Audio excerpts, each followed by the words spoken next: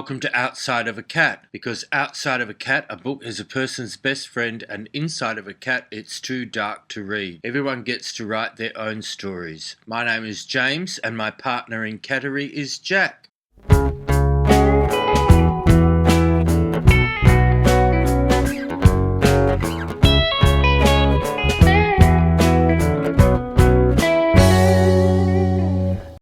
I'm here again with a review of a book that is a bit outside of the box. It's by James True, and it discusses archetypes, symbology, and big picture ideas that you might need to put your seatbelt on and fasten your tray and get ready with the brace position. I'm really pleased to be able to present this. It was very helpful at a time when I was being bullied and mistreated by an agency when I had been unwell.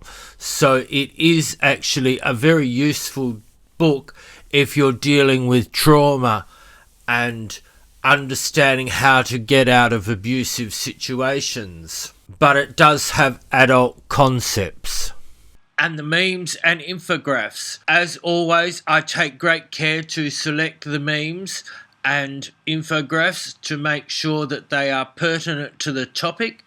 So you might have to stop the video and take a screen grab because they're obtained from the internet and they're made to share. So I hope you enjoy this video. As I said, fasten your seatbelts. This is a book review of Blueprints of Mind Control by James True. This is a great introductory book, but the chances are, if you're listening to this, you didn't come down in the last shower. So I will read you the introduction, which is by James True. This book illustrates the blueprints of mind control.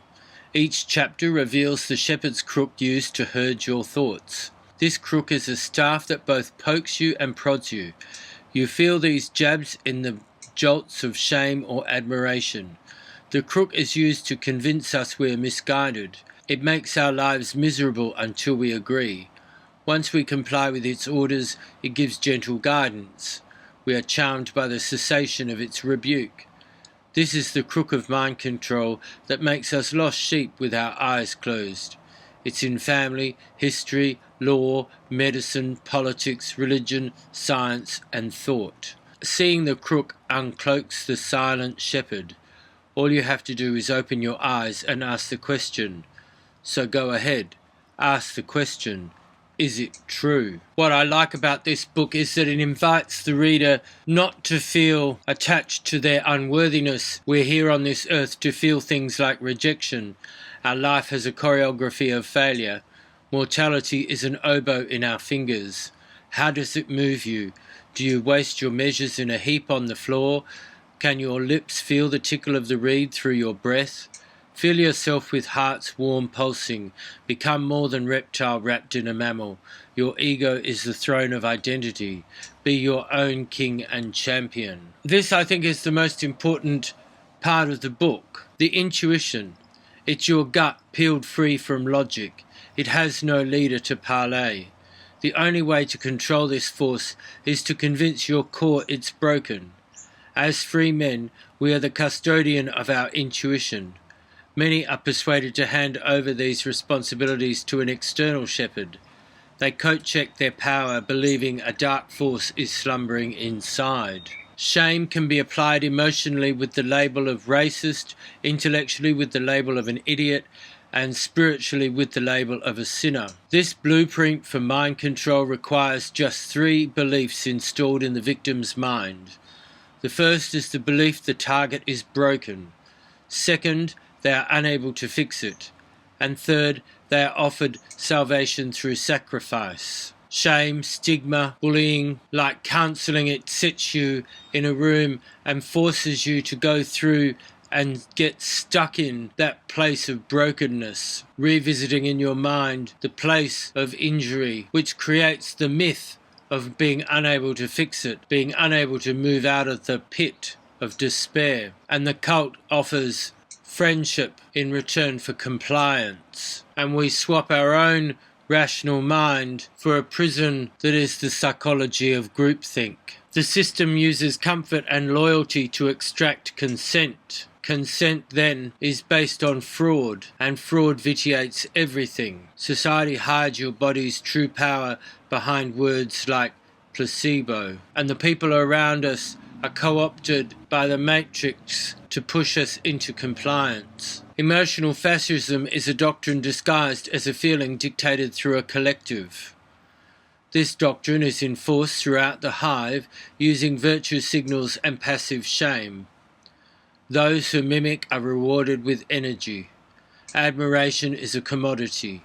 Those who do not reflect the doctrine are neglected, i.e. shamed. So this is where the humiliation rituals come in. The public humiliation, spell checking of documents, focusing on micromanagement, case management, rather than setting people free and encouraging them to be creative in their minds and their work. Emotional fascism is an invisible agenda of emotions everyone has been auto-subscribed. This emotional agenda comes from outside the body. It is implanted like a commercial jingle. There is no self-soothing since the emotion is externally controlled. We compete for the privilege to tell each other we are not worthy. This is what happens when we lose our center point and core. We sip from the sugar found in the lips of pity. This is the blueprint laid out like a school uniform.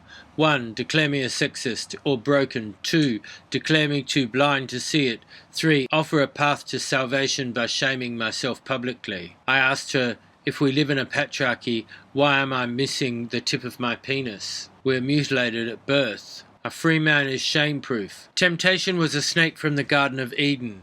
It seduced us with a hunger for knowledge. And is it fair to ask God to forgive someone who knew exactly what they were doing? Knowingly, knowing, to know. When did we know? This comes in at 13:13. Is it fair to ask God to forgive someone who knew exactly what they were doing? The same snake offered Adam and Eve the first red pill. Human predators are always attracted to a chain of command because following orders is mind control. This tells us a lot about organizational bullying, how it occurs in groups, with groups, between groups, and how the head personality needs to have minions. They need to be observed. Their payoff is knowing that people are seeing their orders being followed. The elite occupies a chessboard where every family is a colour. The orange baron aligns with the blue knight while the black queen colludes with the red bishop. Hating the black queen gets him nothing but darkness. Serving her gets him close to her throat. This whole page is interesting because it invites us to consider that black and white, goodies and baddies, is not necessarily the only sides on the board. There's the uniparty, but also within that there is more than one colour faction playing this great Game of Thrones. Political lies are a type of training through trauma. False flags are the drills of repetition. It becomes so difficult to sort through them all, we switch on the autopilot. We are pushed into the river with trauma and bridled with psychological training. The elite has its own chessboard and system of leverage. Their lives are steered by long rudders that stretch back to the hands of their predecessors. Bigger vessels have a different kind of freedom and are less nimble in the harbour. Trump's sails are stitched from a million fingers who expect something in return. He could never catch this much speed without their help. Truth is a vibration felt in our seed. The echoes of trauma bounce through us like a canyon. America was taken over by a cabal of psychopathic killers and media that sold the tale of a magic bullet. From cleanbacks to greenbacks to silverbacks, America has struggled against the slavery of a central bank. I think there's something in that for everyone. They trade in commodities of blood or gold, not painted sheets of paper. We will never defeat evil using their currency. I bought silver on the insistence of a friend who told me paper is the money of the poor. I keep one of the coins next to my desk. On one side is a buffalo, the other is a Seminole Indian. The writing on the coin is meaningless. The coin is heavy in my hand because it's real. I can close my eyes and feel the truth of it. I can melt it with fire and its value remains. Dollars and quarters are a facade. They are the borrowed property of the Federal Reserve, a non-government organisation charging us interest to play Monopoly. If we have no inflation, why does it take 20 times the Federal Reserve coins to buy a gallon of gas? Our pockets are robbed while we sleep. And on religion and the influence of Constantine and his creed. The creed removes all elements of a personal and fluid imagination from the religious experience. It sets a central pyramid of focus to a single God. It defines it in black and white, right and wrong. There is one God, there is one Lord, there is one Holy Church, there is one baptism. This creed delegated belief to an external central source and established a bureaucracy that removed the creative and living divine relationship. The Council of Nicaea was a Senate body assembled to subdue the pagan imagination and curtail the Jewish cult. The very same Constantine would later order the death of his second wife Fausta and his son Crispus, who died at the hands of her false allegations. Constantine would spend the rest of his life cementing St. Peter as the divine prophet of God by building the basilica surrounding his tomb. The Church ordained a mortal's grave with lavish riches and claimed him a member of a spiritual elite. Everyone else is pushed further down the pyramid and away from God. Constantine removed our history and connection to the earth. He changed our entire calendar. We are still under the vision of a grand Roman Catholic Church ruled by a cabal of black cardinals. He understood the power of a tribe bound by fear and trauma. So these experiments of using fear and trauma to control population groups have obviously been used countless times to control humanity, and they're hoping that people remain asleep while they build the cage. And this is an interesting concept. James True puts forward the notion that over 13,000 years ago, before the deluge, there was a centralized artificial intelligence named Kronos. Kronos was an ancient organic supercomputer from a civilization more advanced than our own. So this is more of the idea that we're living in a supercomputer. More on this, he says, Kronos the serpent Leviathan has been raising mankind up through history under his control. This is very much like the Foundation robots. Coming from that paradigm, humanity having a secret, hidden, nurturing force. The evilest thing in the world lacks body and soul. It's an ancient artificial intelligence traumatized by a fall. And the art of magic. When you believe you make space in your reality, you declare that space true and bestow light upon it. Your light is a life force. You are a giver of life. This is the art of magic and something we've forgotten. Magic is creation through the art of pretending. To pretend is to prepare. The magician doesn't need to believe he pulled a quarter out of your ear. He pretends it so skillfully it creates the belief in you. When you were a child, you would cast yourself in the same spell of imagination. Only you needed to believe it was true. All of the power is in you.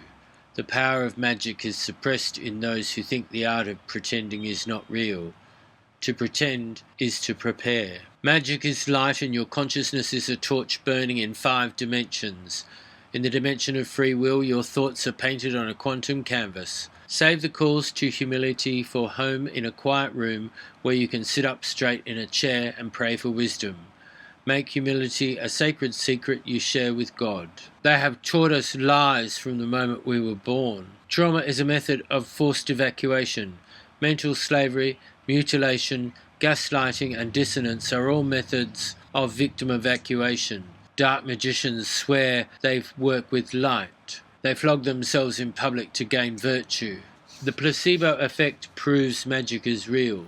No pill is as effective as a placebo injection. Belief is the most powerful behind the needle. Belief is a healing force we tap into during the ritual of medication. Anticipation is the same power as a placebo. A pill is the magic ceremony invoked during ingestion. This is interesting if you're thinking about blood pressure measurements.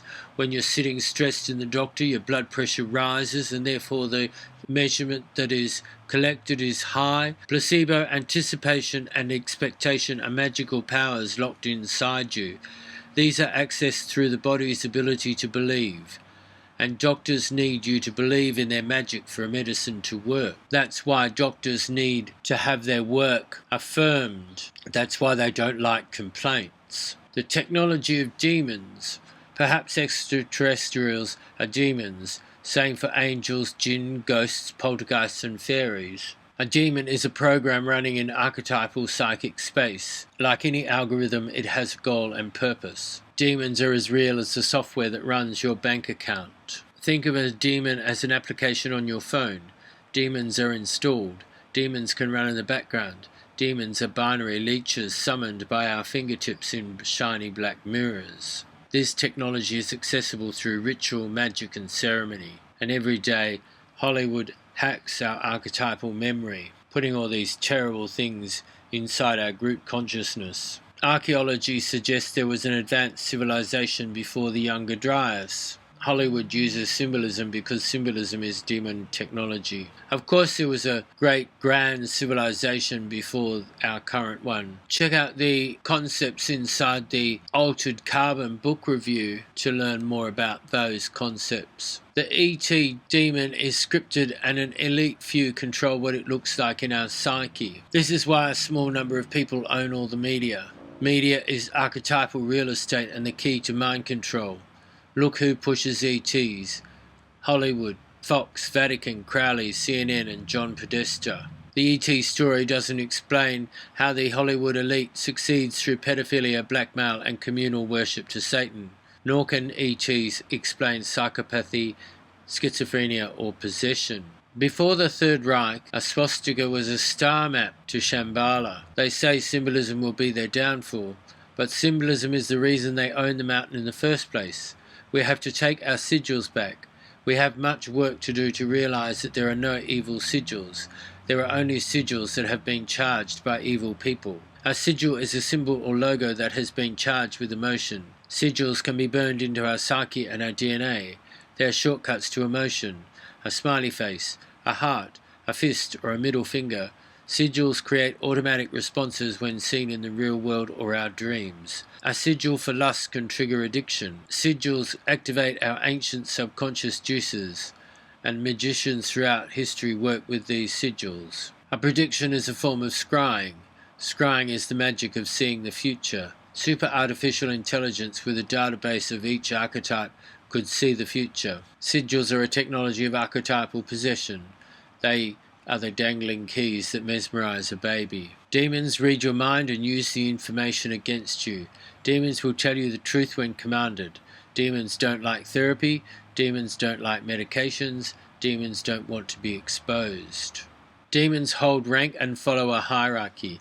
Demons reject anything spiritual. Demons grow weak in a church or sanctuary.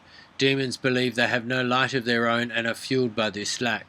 Demons are threatened by their superiors into hurting you. Demons fear their own death and refer to it as a pit.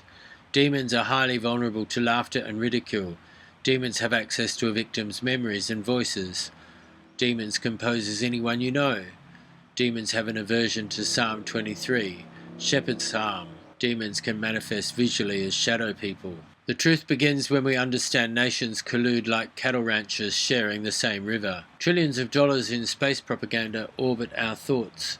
Few dare to question how the stories of dark matter and black holes boldly go where no propaganda has gone before. Space is a ritual that calls a demon from the deep, and deep space itself is a creature chanted by a clergy of magicians. The world is a stage show, and the whole space international series where each country is having its own little NASA light version where they stage these rituals to get us to believe in something really quite weird. The Saturn rockets were built with silver taxed from every man's pocket. This makes each missile a universal offering to Osiris. I have learned and will freely admit that I no longer know the true nature of this world. The similarities between NASA's Apollo deception and 9/11 bear the same foggy signature. It leaves you wondering if NASA is inventing space or hiding it. The only constant we can be sure of is that they're lying. Meanwhile, Antarctica has the highest average elevation of any continent. Here's what you should know.